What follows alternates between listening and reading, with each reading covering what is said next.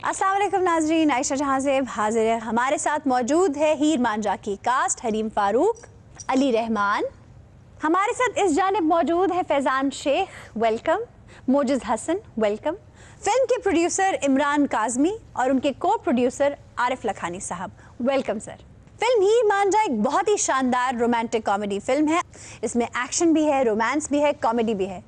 डबी museum से हमारे साथ मौजूद हैं Sheikh Rashid, welcome sir. Thank you very much ji. वैसे एक बात बताऊं, तो शेख साहब जो है मेरे फेवरेट पॉलिटिशियन। रियली? बहुत शुक्रिया Oh जी। God. मैं तो ये कहना चाहता हूँ कि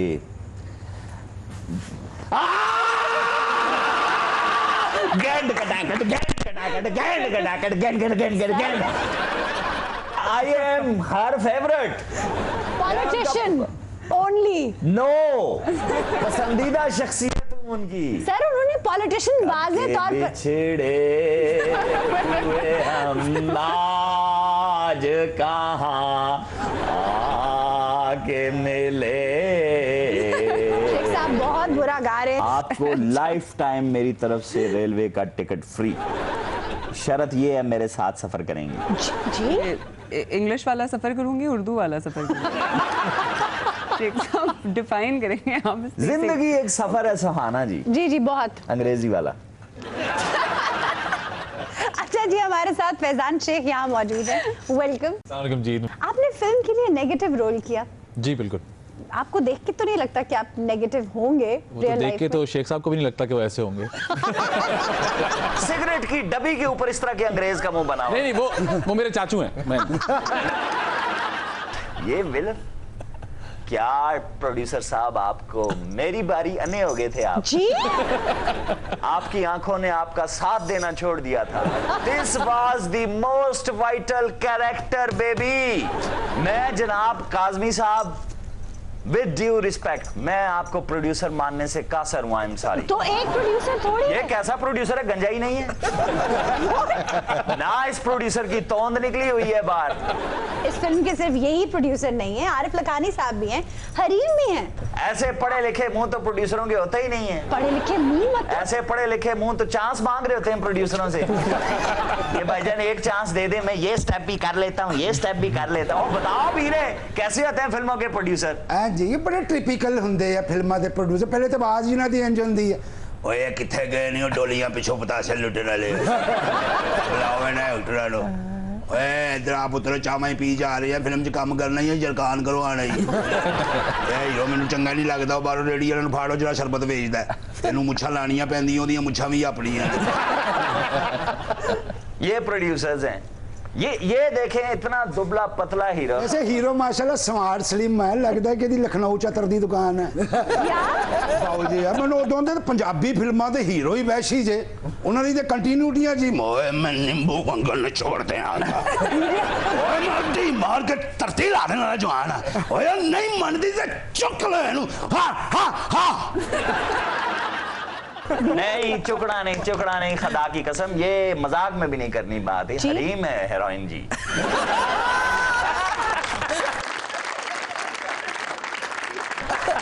धीरे तुम किस दौर की बात कर रहे हो? उस दौर को गुजरे जमाना हो गया। अब अच्छी फिल्में बन रही हैं, अच्छा काम हो रहा है। की अच्छा हो रहा आशा जी माशाल्लाह। प्रोड्यूसरां दी ते कमाई मैनू मेहनत ही नहीं लग रही। क्या ऐसे हीरो दे लाते सारे। उन्नू तुम ध्यान से बात करो, तुम खुद भी कोई बहुत सेहतमंद नहीं हो। नहीं सेहत मेरी भी डाउन है, मगर इधर ते बिल्कुल ही माफी हुई नहीं। ये फिल्म की मनशियात के खिलाफ बन रही। बात सुनो, नहीं वो सवाल गलत नहीं है, वो ठीक कह रहा है। आजाद सिटीजन है, ये नया पाकिस्तान है, उसको राइट है। वो मेरे मेहमान वो नहीं वो सही कह रहे हो जे तो 3 महीने बाद पता लगता बनेरे तो कहाँ ले गए। प्रोड्यूसर साहब आपको कसम है ईमान से बताएं, क्या इस हीरो ने आपको अपना एक्सरे बखा के काम नहीं लिया? ਇਹੋ ਜਿਹਾ ਰੋ ਮਹੀਨੇ ਬਾਅਦ ਲੱਭਦਾ ਹੁੰਦਾ ਕੀ ਹੋਇਆ ਜੀ, ਬੱਕਰਾ ਧਰੂ ਕੇ ਲੈ ਗਿਆ ਸੀ। अच्छा बस ਇਹੋ ਜਿਹੇ ਹੀਰੋ ਦਾ ਸਕਰੀਨ ਟੈਸਟ ਵੀ ICU ਦੇ ਵਿੱਚ ਹੋ ਰਿਹਾ ਹੁੰਦਾ। ओ पुनू, अब हीरो का तस्वुर बदल गया है। देखो तो सही, क्या शरीफ नफ्स हीरो है, क्या आंखों से जहानत टपकती है, और क्या डैशिंग है। क्या बात है। ਕਿਧਰੇ ਰਿਸ਼ਤੇ ਕਰਾਉਣ ਵਾਲੀ ਮਾਈ ਤਾਂ ਨਹੀਂ। ਇਹ ਤਰੀਫਾ ਹੀਰੋ ਸਿਹਤਮੰਦ ਹੁੰਦਾ। ਮੈਨੂੰ ਸਾਡਾ ਭਰਾ ਤੇ ਇੰਜ ਲੱਗਦਾ ਜਿਵੇਂ ਕਸਾਈ ਨੇ ਛਿਛੜਾ ਕੰਧ 'ਚ ਮਾਰਿਆ। प्रोटेस्ट ਇਹੋ ਜਿਹੇ ਹੀਰੋ ਨੂੰ ਹੀਰੋਇਨ ਕਹਿ ਰਹੀ ਹੁੰਦੀ ਬੇਟਾ ਥੋੜਾ ਜਿਹਾ ਅੱਗੇ ਹੋਈਏ ਇਹ ਬੱਚੇ ਜਿਹੜੀ ਕਾਗਜ਼ ਦੀ ਕਿਸ਼ਤੀ ਬਣਾਉਂਦੇ ਆ ਨਾ ਉਹਦੀ ਚੁੰਝ ਇੰਝ ਦੀ ਹੁੰਦੀ ਨਹੀਂ ਯਾਰ ਵੀਰੇ ਬੁਰੀ ਬਾਤ ਹੈ, ਇਹੋ ਜੀ ਗੱਲ ਨਹੀਂ ਕਰੇ ਦੀ। ਵੇਖਣਾ ਸਾਡੇ ਭਰਾ ਦਾ ਗੰਦਵੀ ਰੰਗ, ਛੋਟੀ ਛੋਟੀ ਦਾੜੀ, ਲੱਗਦਾ ਰਾਸਤੇ ਕੀੜੀਆਂ ਚੜੀਆਂ। अच्छा अब ना तुम लोगों में से कोई बात नहीं करेगा। ਦੇਖੋ ਨਾ ਪੁਰਾਣੇ ਜਿਹੜੇ ਹੀਰੋ ਹੁੰਦੇ ਸੀ ਕਿ ਉਹਨਾਂ ਦਾ ਡਾਇਲੌਗ ਹੀ ਉਹ ਪੂਰੀ ਤਾਕਤ ਨਾਲ ਬੋਲਦੇ, ਓਏ ਕਿਤੇ ਮੈਂ ਆਪ ਓ ਤਾਂ ਚੌਧਰੀ ਦਾ ਪੁੱਤਰ, ਓ ਮੇਰੀ ਰਾਤੀ ਕੌਣ ਜੰਮਿਆ, ਹਾਂ ਹਾਂ ਹਾਂ। ਇਹ ਭਲਾ ਕੀ ਹੈ ਕੀ ਇਹ ਨਾਲ ਕੋ ਮੱਖੀ ਮੁੱਖੀ ਬੈਠੀ ਹੋਵੇ ਤੇ ਉਹ ਵੀ ਉੱਡ ਜਾਂਦੀ ਹੈ। ਸਕਰੀਨ पे अच्छी नहीं ना लगती। ਇੰਜ ਦੇ ਹੀਰੋ ਦੀ ਸ਼ਰਤ ਹੁੰਦੀ ਜੇ ਮੇਰੇ ਕੋ ਪਹਾੜ ਦਾ ਸੀਨ ਕਰਾਣਾ ਨਾ ਤੇ ਮੈਂ ਦਰਖਤ ਨਹੀਂ ਜੇ ਛੱਡਣਾ। ਇੰਜ ਦੇ ਹੀਰੋ ਨੂੰ ਤੇ ਫਿਲਮ ਚ ਨਿੱਛ ਆ ਜਾਵੇ ਉਂਝ ਨਾੜ ਤੇ नाड़ चढ़ जानी। खुदा की कसम प्रोड्यूसर साहब, मैं अगर इस तरह का हीरो मेरे हाथ लगता, मैंने पहला सीन ही रखना था बर्फ के अंदर। बर्फ के अंदर सिर्फ कच्छा पहन के अली रहमान खड़ा हुआ। ओहो, भाई बर्फ में एक सीन है अली रहमान और मोजिज हसन जो इनके दोस्त हैं, बेस्ट फ्रेंड। ਇਹਨਾਂ ਦੇ ਹਿੱਸੇ ਦਾ ਖਾਣਾ ਇਹ ਖਾਈ ਜਾਂਦੇ। मोजिज का बड़ा इंपॉर्टेंट कैरेक्टर है। ਜ਼ਾਹਰ ਗੱਲ ਹੈ ਜੀ, ਰੋਟੀ ਖਾਣਾ को आम काम है। अच्छा भाई मैं वो किस्सा बता रही थी कि एक बड़ा ही इंटरेस्टिंग सीन है जिसमें अली ने पूरे कपड़े पहने हैं, गर्म कपड़े, अच्छा। और मोजिज ने सिर्फ निक्कर पहनी हुई है। ओए दूरों इंज ही लग रहा होगा चौंसा ठंडा कर रहे हैं। नहीं वाकई वैसे इट डजंट मेक सेंस। यानी मोजेज और अली रहमान अगर इकट्ठे खड़े हैं तो ऐसे ही लग रहा होगा टैंकी के साथ गिलास बांधा हुआ है। नहीं जी अली भाई कच्छा पालन तो दूरों इंज ही लगना खाली गिटक ही भाई। अली आप उस सीन के बारे में कुछ बताने वाले थे। जी मुझे कभी खुद भूल गया। इतनी फायरिंग हुई है। याद भी हो तो मैं भुलाना चाहता हूँ। अली फिर भी कुछ तो बताएं। बस वो ये था कि हम जब शूट कर रहे थे तो सर्दियों का वक्त था और मौसम काफ़ी ठंडा था और हम लोग जैकेट्स में थे। मैं तो ख़ास तौर पे जैकेट्स में था, हरीम ने भी पैंट शर्ट गर्म पहने हुए थे और मोजिस का कैरेक्टर क्योंकि गेमर बना हुआ है और बड़ा कोई गेमिंग करता है तो इसने through out the film shorts पहनी हुई है। अच्छा। तो वो ठंड के मौसम में इसको तो और मज़ीद ठंड लग रही थी, मगर जब कैरेक्टर में होता था इसको पता नहीं दिखाता नहीं था, मगर जैसे ही कट होता था तो फिर एकदम से ये ठिठुरना शुरू हो जाता था। तो पूरे फिल्म में इसने शॉर्ट्स पहनी हुई थी। अच्छा वो मोजेस का मैंने देखा था वो चड्डी वाला शॉट, मैं काफी देर ये समझता रहा हूँ 250 नान ढका हुआ है। अब मैं आपसे पूछना चाहूंगी आपको वाकई ठंड महसूस नहीं हुई थी? नहीं एक दिन तो एडी ठंड लगी है उत्ते छाते खलो के गान लग पे सी चड्डी ते हस बोलवे। अच्छा बस अब मेरे मेहमान पे कोई अटैक नहीं करेगा। मोजिज आप बता रहे थे। जी जी नहीं बिल्कुल बहुत ठंड बहुत लगती थी और ये होता था कि जब सीन शुरू होता था जैसे एक्शन होता ठंड मुझे थोड़ी सी अभी भी लग रही है, लेकिन वो सीन जैसे एक्शन होता था आपको बिल्कुल सीन के अंदर अगर सीरियस सीन है तो आपको सीरियस होना है, तफरी सीन है तो तफरी होना है और जैसे कट होता था फिर आप ठहरते थे, तो बस यही होता था। नहीं तो आप मैं इधर देखें जी, प्रिंस फरमाते हैं कि जब सीन होता था मुझे ठंड नहीं लगती थी और जो ही सीन कट होता था फिर मुझे ठंड लगनी शुरू हो जाती थी। जी मोजेस आगे कंटिन्यू, क्योंकि नीचे इतनी लंबी ट्रांसलेशन नहीं दे सकेंगे, मोजेस को आदत है फारसी में बात करने। अच्छा भाई आप लोग उन्हें नर्वस क्यों कर रहे हैं?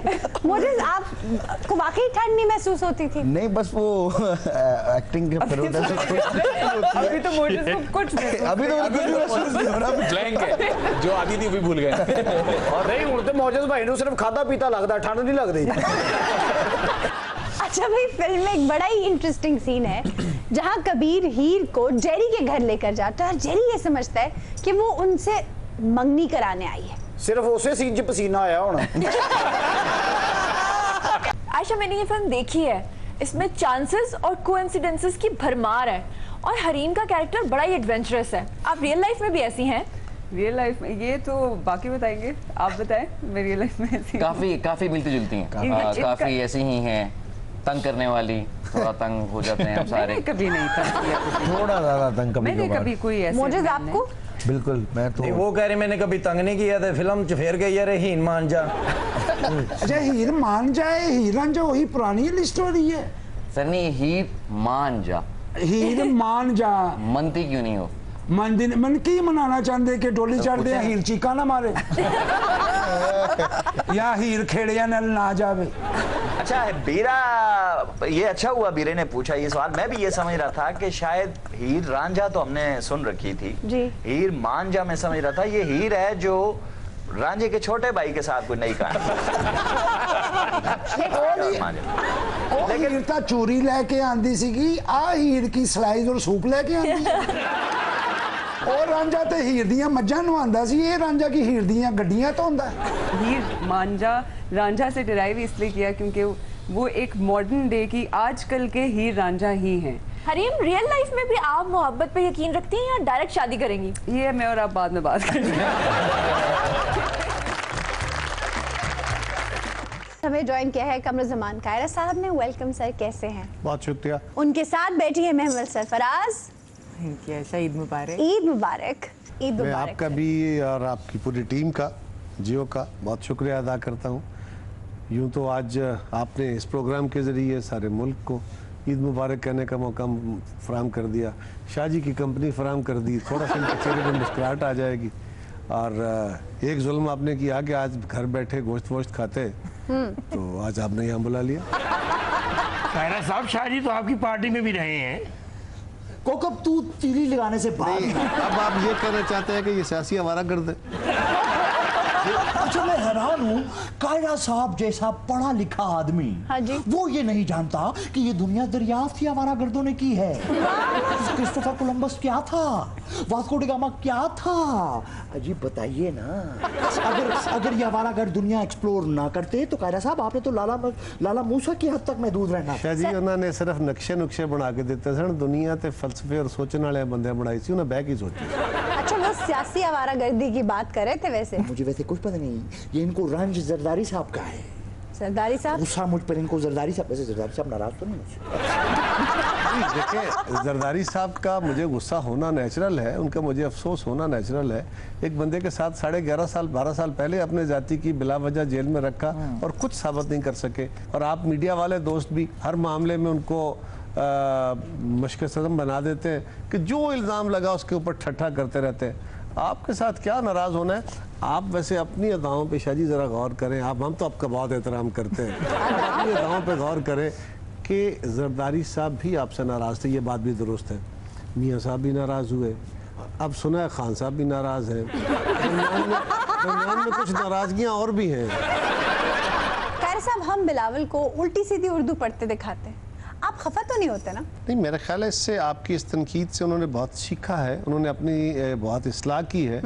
और हमारी जमात के अंदर ये टॉलरेंस है शुरू से आज तक। आपने जो जो हमारे साथ किया, ज़रा किसी मीडिया है, ज़रा किसी और के साथ करके तो दिखाएं। और पीपल्स पार्टी के दौर में आपने हमारे साथ करदा और ना करदा, बल्कि कुछ बहुत ज़्यादा ना करदा गुनाहों की सज़ा भी हमें दी, और हम बर्दाश्त करते रहे। कायरा साहब, आपकी बात तो बहुत अच्छी है, क़ुव्वत बर्दाश्त की, मिलनसारी की, लेकिन ये बातें उस वक्त होती हैं जब अपोजिशन में होते हैं, जब हुकूमत में होती है उस वक्त ये बातें नहीं करते। पूरी हुकूमत के दौर में आप फरमाइए कि हमारे किस मेंबर ने कभी किसी के साथ उस तरह तलखी की हो? किसी एक चैनल नहीं, आयशा, वैसे ये मैं एंडोर्स करूंगी कायरा साहब की बात कि वाकई पाकिस्तान पीपल्स पार्टी वो वाहिद जमात है जिसके साथ क्या नहीं किया मीडिया ने, क्या नहीं किया ऑपोजिशन ने, क्या नहीं किया बहुत लोगों ने, लेकिन उसके बावजूद भी बड़ी टॉलरेंस का इनके अंदर है, बहुत बर्दाश्त करते हैं और मिलते भी है और सब कुछ कुछ नहीं करते, कोई क्रैकडाउन नहीं। जो मतलब जरा से नहीं, निशा साहब आप वैसे उसी जमात से आए थे, थोड़ी टॉलरेंस सिखा ही दें। कायरा साहब, चैनल में पिछले दिनों जो कुछ हुआ, इसमें कसूरवार कौन है, अपोजिशन या हुकूमत? खैर, पहले तो ये देखिए कि उसका सबक क्या है, जो कुछ हुआ उससे हासिल क्या हुआ। जुल्म ये है आयशा जी, पैट्रियट बनाए गए वो लोग जिन्होंने पीपल्स पार्टी छोड़ी, उन्होंने वफादारियां छोड़ी, जमात छोड़ी, गद्दारी की जमात से, और उनको पैट्रियट बना दिया गया। उनका नाम क्या दिया गया? वफादार। मैंने तब भी कहा था कि भाई अगर ये वफादार है तो फिर हम तो गद्दार ठहरे। और आप कह रहे हैं ज़मीर जाग, और आप कह रहे हैं ज़मीर जाग गया है। भाई अगर ज़मीर जागा तो फिर ये करना चाहिए ना। देखे ना, इनसे तो बेहतर थे, इन सेनेट के 14 मेंबरों से तो वो बेहतर थे जो कम से कम साफ खड़े होकर सामने कर गए ना कि हम आपके साथ नहीं चलेंगे। नहीं चलेंगे, सही बात। दुनिया में ये होता है कि वहाँ इख्तलाफ राय होता है जमातों के अंदर और जमात के खिलाफ वोट पड़ता है, लेकिन वो सामने आके वोट डालते हैं। ये नहीं होता, ज़मीर नहीं जागता, जो अंदर खाने होता है वो चोरी होती है। लेकिन गौर करें आयशा जी, कमाल ये है अपोजिशन हार गई। टेक्निकली वो 53 वोट का एक गोल्डन फिगर हम पूरा नहीं कर सके, लेकिन ये एक वोट हुआ, सीक्रेट बैलेट आया। उस सीक्रेट बैलेट में ऐवान के 100 बंदों ने वोट दिया, 5 वोट्स आया हुए, 45 वोट जनाबे चेयरमैन को मिले। 14 डिफेक्शंस के बाद 35 वोट हुजूरे वाला को मिले हैं और 50 वोट उनके खिलाफ आए। 45 वोट उनको मिले। 50 वोट उनके खिलाफ आए हैं। उन्होंने क्या कहा कि जनाब चेयरमैन आप इस कुर्सी पे बैठने के अहल नहीं है, आप इससे अलग हो जाएं। अब मुझे समझ नहीं आ रही कि वो शख्स जिसको सेवान की अक्सरियत ने ये कह दिया, लिख के कह दिया, 14 डिफेक्शंस के बावजूद कह दिया कि हुजूरे वाला हम आप पे एतमाद नहीं रखते, आपको इस कुर्सी से अलग हो जाना चाहिए। सिर्फ एक क्लास की वजह से आज वो बंदा बैठेगा, क्या ये जमहूरियत का मजाक नहीं होगा? कायरा साहब, जब आप और आपके दोस्त आसिफ जरदारी साहब को मना रहे थे कि सर संजरानी की तरफ ना जाएं, तो सर उन्होंने क्यों इनकार किया? कि जरदारी साहब का व्यू ये था कि हम अपोजिशन की जमातें इकट्ठे होकर अपोजिशन के कैंडिडेट लाएंगे। अपोजिशन और हुकूमत इकट्ठे होकर, ये तो नहीं हो सकता कि अपोजिशन और हुकूमत दोनों इकट्ठे होकर चेयरमैन सेनेट ले आए। तो ये एक प्रिंसिपल बात थी। हमारा ख्याल था कि रज़ा रब्बानी साहब के ऊपर इत्तेफाक हो जाएगा। उन्होंने कहा बात इत्तेफाक की नहीं है, अगर हम ये करेंगे तो, और मैं आज समझता हूँ कि अगर वाकई वो फैसला हुआ होता कि उस वक्त हमने हुकूमत और अपोजिशन ने मिलके ये बात की होती, तो शाह जी की जमात तो कहते ना जी ये मुकमका है। उस वक्त मीडिया मसद क्या करता? Shah ji, no comments. अच्छा, अगर जरदारी साहब के खिलाफ जो कार्रवाई हुई है नैब ने की या दीगर इदारों ने की है, अगर ये ना होती तो फिर भी ये तहरीक पेश होती? ये APC का एक मुतालबा था जो अपोजिशन की जमातों की हुई, उसमें से एक मुतालबा आया और ये जेन्युइन बात थी कि हम एक डे 1 करते हैं। पहली बात तो यह है कि हम मुखालिफ जमाते हैं, आए पहले तो एक इकट्ठा जलसा करते हैं। तो 5 दारुल हुकूमतों में, 4 सूबाई और मर्कज़ी दारुल हुकूमत में एक जलसा हुआ जिसमें सारी जमातों ने शिरकत की। उसके बाद अगला स्टेप था कि चेयरमैन सेनेट को हटाया जाए। इसके बाद अगला स्टेप जो था वो रैबर कमेटी ने करना था। यहाँ पे अब बड़े डाडे लोग जो हैं जी। क्या तकलीफ है तुम्हें, क्यों रोक रहे हो? मैं आज मेहमान और कायरा साहब से मिलकर ही जाऊंगी। मैं कोई नजरों के तीर बरसाने नहीं आई, बल्कि आज साफ साफ और 2 टोक बात करने के लिए आई हूँ। हो इतना गुस्सा क्यों जी? खैर है। कायरा साहब देखे ना, मुझे अंदर नहीं आने दे रहे थे। बीबी आप हैं कौन और क्या करने आई? कौन थे ये भी बता दीजिए, क्योंकि बाहर गार्ड भी हैं और कुत्ते भी हैं। कायरा साहब, आज आपने कोई आए बाएं शायरी नहीं करनी, बस जो सवाल मैं पूछूं उसका डायरेक्ट जवाब दीजिएगा। इत्तेफाक से आज कायरा साहब सिर्फ आए बाएं शायरी ही कर रहे हैं। शाह जी, मैं तो आए बाएं शाएं कर रहा हूँ, आपके यहाँ तो शाएं शाएं हो रहा है। कायरा साहब, गोशे में कफस के किसे आराम ज्यादा है, जरदारी साहब को, मियाँ साहब को या ख्वाजा साहब को? देखिए, ये तो उन्हीं से सवाल हो सकता है, लेकिन मैं ये समझता हूँ कि हुकूमत अपने ज़ोर पे, अपने जोम में जो ज़्यादती कर रही है, जरदारी साहब के साथ ख़ास तौर पे, मियाँ साहब के साथ भी ज़्यादती होगी, लेकिन जरदारी साहब के ख़िलाफ़ जो केस बनाए गए थे 12 साढ़े 12 साल तक उनको जेलों में रखा गया, उनके ऊपर तशद्दुद हुए और कोई केस प्रूव नहीं हुआ। बाद में अदालतों ने उनको बरी कर दिया। आज फिर उन पर केसेस बनाए जा रहे हैं और कोई डायरेक्ट केस नहीं है। एक केस में जो हाई कोर्ट के अंदर इस्लामाबाद में पेश हुआ, बाकायदा जज साहबान ने उनसे पूछा कि नैब वाले साहबान आप बताइए, अब तो 40 अरब का केस लेके आए थे, फिर 14 अरब हुआ, फिर 4 अरब हुआ और अल्टीमेटली ये अब 3 करोड़ का केस हमारे पास लेके आ गए। और ये 3 करोड़ तो बाकायदा जरदारी साहब एडमिट करते हैं कि मैंने पैसे वहाँ से लिए और मेरे गन्ने की कीमत पैसा है जो मेरे अकाउंट में ट्रांसफ़र हुआ है। तो इस तरह के केसेस हैं। आज भी उनको जो रखा हुआ है जेल में, कल अगर उनके खिलाफ केस प्रूव नहीं होंगे, जो नहीं होंगे इंशाल्लाह, तो फिर कोई है जो हिसाब दे दे हमें। अच्छा कायरा साहब, ये बताइए कि सबसे अच्छा इंफॉर्मेशन मिनिस्टर कौन साबित हुआ, फिरदौस आपा, शेख रशीद या फवाद चौधरी? नहीं, आप गालियों के मुकाबले की बात कर रहे हैं या वजारत की बात कर रहे हैं? जो भी चाहें जवाब दे दें। मेरे ख्याल में इसमें खामोशी बेहतर है। सबसे अच्छे मिनिस्टर तो कायरा साहब खुद रहे हैं। नहीं जी, मैं तो इसमें भी खामोशी बेहतर है। खामोशी बेहतर है। आपने पहली राय अच्छी राय दी है। अच्छा कायरा साहब, ये बताइए कि अफगान हल के लिए ट्रम्प कार्ड कौन साबित होगा, अशरफ गनी, मुल्ला गनी या इमरान खान? मेरा ख्याल ट्रम्प। मेरा ख्याल है आपको जवाब मिल गया। महमल आप बताएं। मैं कायरा साहब के साथ एग्री करती हूँ, वाकई ट्रम्प ही निकलेंगे। वैसे मैं देख रहा हूँ कायरा साहब के जवाब सुन के आपका मुंह और छोटा होता जा रहा है। अच्छा कायरा साहब, ये बताएं कि पीटीआई में इमरान खान के अलावा कौन लीडर है, चौधरी सरवर, जहांगीर तरीन या शाह महमूद कुरैशी? आप नाम लें, इज्जत जिल्लत तो ऊपर वालों के हाथ, ऊपर वाले के हाथ में है। नहीं वैसे शाह जी आपने ठीक कह दिया, ऊपर वालों के हाथ में ही है। लेकिन मैं अगर कह दूं कि आप हैं, और मैं सच्ची बात है ये समझता हूँ। नहीं मैं नहीं समझता, ये तो कायरा साहब की एक अपनी जाती राय है, वरना मैं तो कहूँगा कि ये शाह जी इमरान प्रोग्राम देखेंगे। हमें ज्वाइन किया है सारा अहमद ने, वेलकम। Thank you. अच्छा, सारा अहमद से ज्यादा इंट्रोडक्शन अच्छा था अगर आप कहती सारा बच्चों वाली। चाइल्ड प्रोडक्शन पे जितनी खूबसूरत काम इन्होंने किया है, मैं नहीं समझता तारीख में कभी इससे पहले हुआ है। अच्छा, अभी और ये अब पहचान बन गई हैं, एक रोल मॉडल बन गई हैं। ये है पीटीआई, ये है खान साहब का विजन। मिस मैमल, अब बोलती बंद हो गई आपकी। सारा, ट्रम्प ने हमें फंसा नहीं दिया। आई थिंक जो हमारा वहाँ पे जिस तरह हमें वेलकम किया गया है, और जितना हमारे लिए एक प्राउड मोमेंट था जब प्राइम मिनिस्टर हमारे गए हैं। Indeed. और एक तो मुझे अच्छी बात ही लगी कि वो अपना नेशनल ड्रेस पहन के, ही वाज वेयरिंग शलवार कमीज when he went. I really appreciated that. मैंने आयशा कह रहा था कि वो नेशनल ड्रेस की बात की है, तो जब जरदारी साहब और शहीद बेनज़ीर भुट्टो साहबा गए थे, तो उन्होंने बलोच ड्रेस पूरा प्रॉपर शलवार कमीज पहना था। मियाँ साहब भी पहन चुके हैं, तो खान साहब is not the first one कि वो नेशनल ड्रेस में व्हाइट हाउस गए हैं इस तरह। वैसे आयशा, ये ड्रेस की बहस गैर जरूरी सी है। ये सिर्फ पॉइंट स्कोरिंग है। खास जरदारी हो, इमरान खान हो, नवाज शरीफ, ये अजीब बात है। या तो हम हमेशा वही ड्रेस पहनते हो, ये मतलब है अमेरिका जाने के लिए और ड्रेस रखा हुआ है, सऊदी अरब जाने के लिए और रखा हुआ है, पाकिस्तान में और रखा हुआ है। जूते तो मुख्तलिफ ही रखे हुए हैं ना। वो तो ठीक है, लेकिन ये एक ड्रेस पहन कर पूरी दुनिया में कहना देखो ये हमने नेशनल ड्रेस पहना हुआ है, पॉलिसी जो मर्जी हो, ये कोई बात है नहीं। सर, शेख रशीद तो बहुत मायूस है। वो तो कहते हैं नवाज शरीफ और शहबाज शरीफ पैसे नहीं देंगे, अलबत्ता जरदारी साहब पैसे दे सकते हैं। मैं कुछ 25 साल पहले मैंने सोचा था कि ये शेख रशीद मेरे ख्याल में मायूस हो गया है।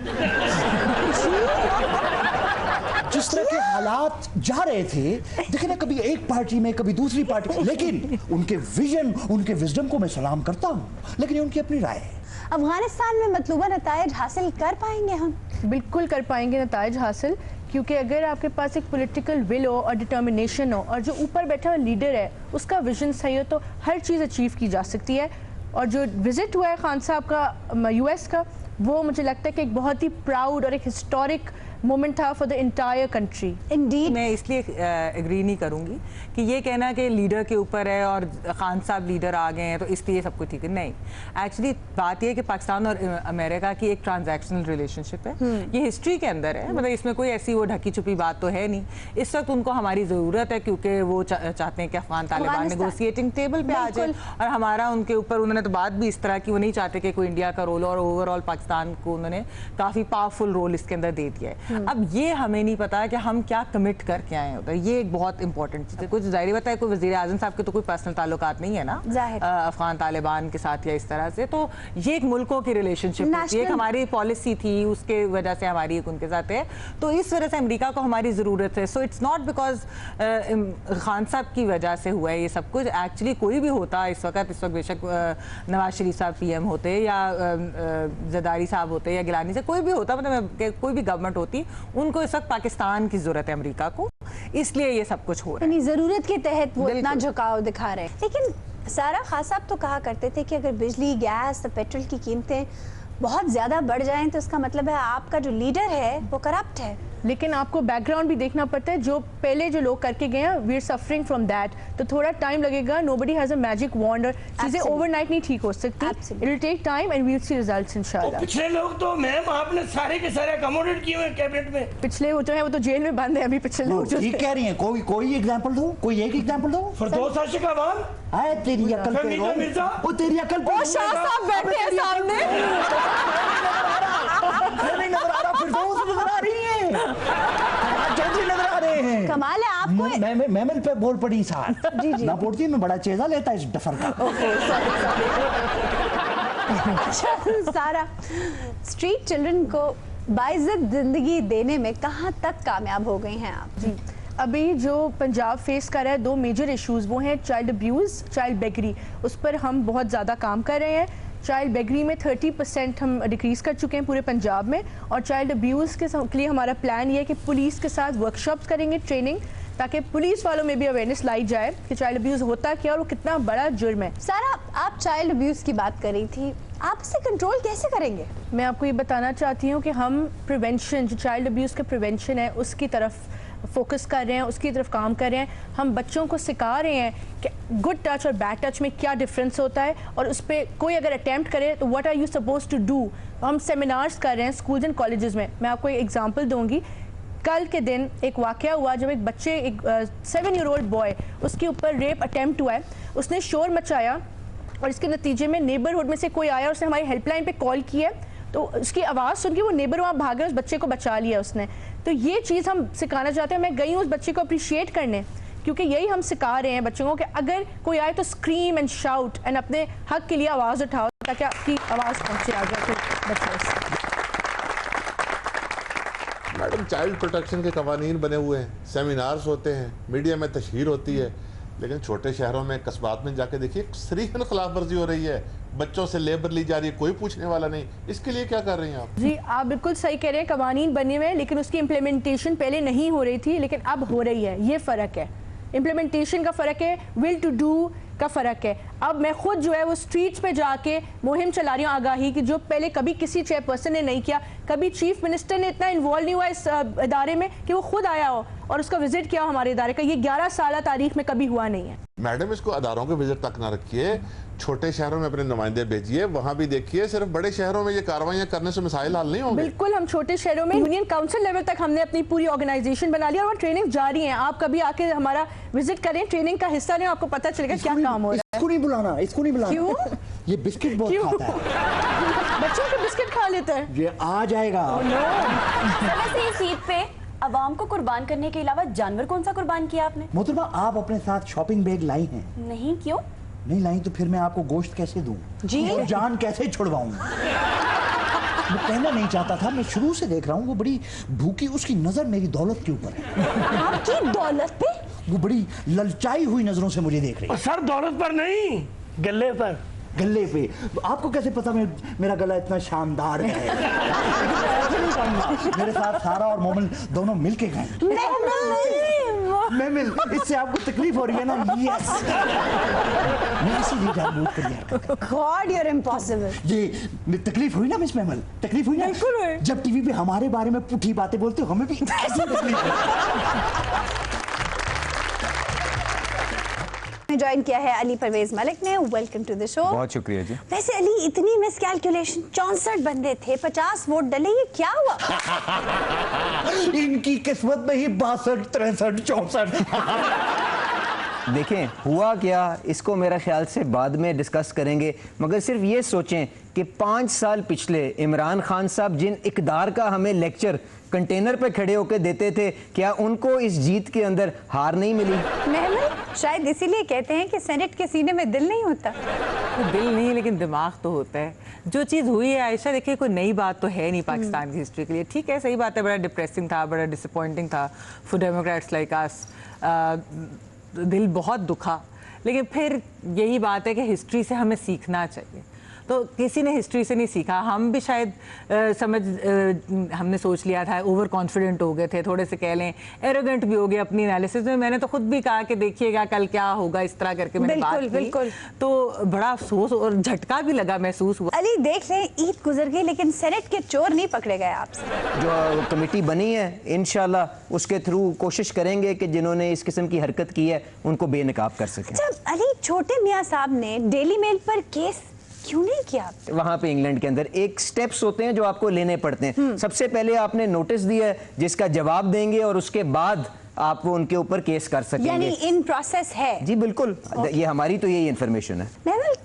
At any point in time ये लोग करेंगे डेली मेल पर केस? मेरे ख्याल में बिल्कुल करेंगे। इनकी टीम्स तो गई हुई है यूके, इनकी लीगल टीम तो गई हुई है, और वकला से जो इनके उधर बात भी हुई है और पार्टी के अंदर भी इनके लोगों से, वो तो ये करेंगे, क्योंकि वो जिस किस्म की रिपोर्ट थी वो मतलब इस तरह की उसकी लैंग्वेज थी। तो खैर उन्होंने बड़े केयरफुली की था क्वेश्चन मार्क्स और इस तरह करके, ताकि कि उनके ऊपर डेफेमेशन का केस ना हो, क्योंकि वहाँ पे लाइबल लॉ जरा ज़्यादा सख्त है। पाकिस्तान में तो कुछ भी हो सकता है, आप कुछ भी कह सकते हैं। क्वेश्चन मार्क डाल के आप कुछ थोड़ा सा नहीं, यहाँ तो क्वेश्चन मार्क भी नहीं डालते, बल्कि स्टेटमेंट दे देते हैं और उसके बाद बंदा ही कहते रहते नहीं भाई ये झूठ है, लेकिन कोई मानता नहीं। लेकिन याद रखिए, ये वो जगह हैं, ये वो मीडिया है जो बाद औकात ऐसा भी कहता है कि शाह महमूद ने नजराने के पैसे निछावर कर दिए इमरान के ऊपर।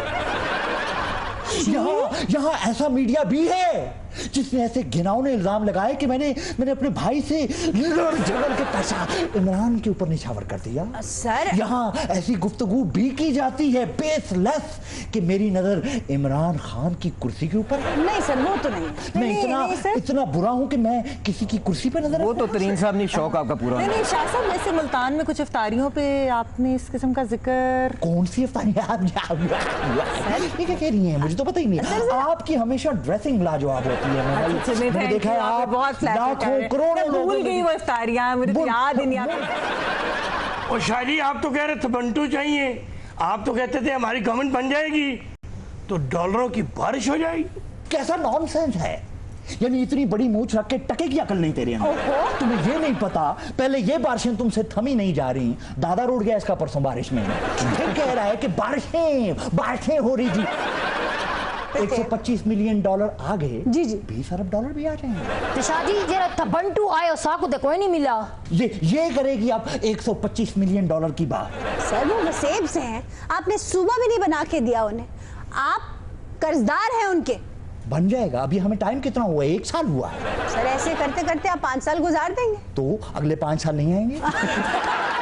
और शादी आपके अब्बा गवर्नर रहे, आप इतनी दफा वजीर रहे, अभी तक सूबा नहीं बना सर। 1 मिनट, सारी बातें साइड पे छोड़ दे। कोकब मैं तेरे बाप तक पहुंचाऊं? आप तो मेरे दादा पे पहुंचे। तूने मेरे बाप का नाम लिया, मैंने फिर दादे का लिया, लिहाज किया। मैं कह सकता था तेरा अब्बा रोड गया पानी के अंदर।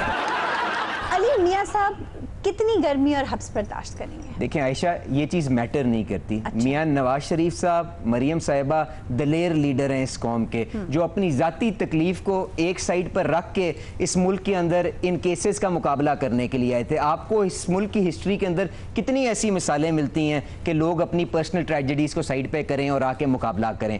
ये उन्हीं की जो गुडविल और उन्हीं की कंट्रीब्यूशन और खिदमत है इस मुल्क की, जिसकी वजह से आज मेरे जैसा बंदा भी असेंबली के अंदर बैठा हुआ है। तो इनको कहें, कुरैशी साहब को तसल्ली रखें, पर एक बात जरूर याद रखें कि जितना उतना जुल्म करें जितना ये बर्दाश्त कर सकेंगे, क्योंकि जो हिस्ट्री है पाकिस्तान की वो यही बताती है इंसान जो बोता है उसको उसके बाद काटना भी पड़ता है। तो इनको best of luck with that, ये अपना जोर आजमा लें, हम यहीं पे हैं इनका मुकाबला करने के लिए। अली परवेज, आप अच्छे खासे हैं। अगर आप आज असेंबली में बैठे हैं तो अपने टैलेंट के ऊपर बैठे हैं, तुसी को मिट्टी ते नहीं खांदे, टूरी डिगते नहीं पैंदे। एक बात आप भी याद रखिए, जी दिलेरी की जरूरत नहीं, अब दिलेरी नहीं चाहिए, अब जेब ढीली करनी पड़ेगी। आपको पहले समझाया है, ये खुददार कौम है, यहाँ पे हर काम हर चीज बिकाऊ नहीं है, ये समझ जाएं और अपने लीडर को भी समझा दें। अमेरिका का जो यार है खुददार है, खुददार।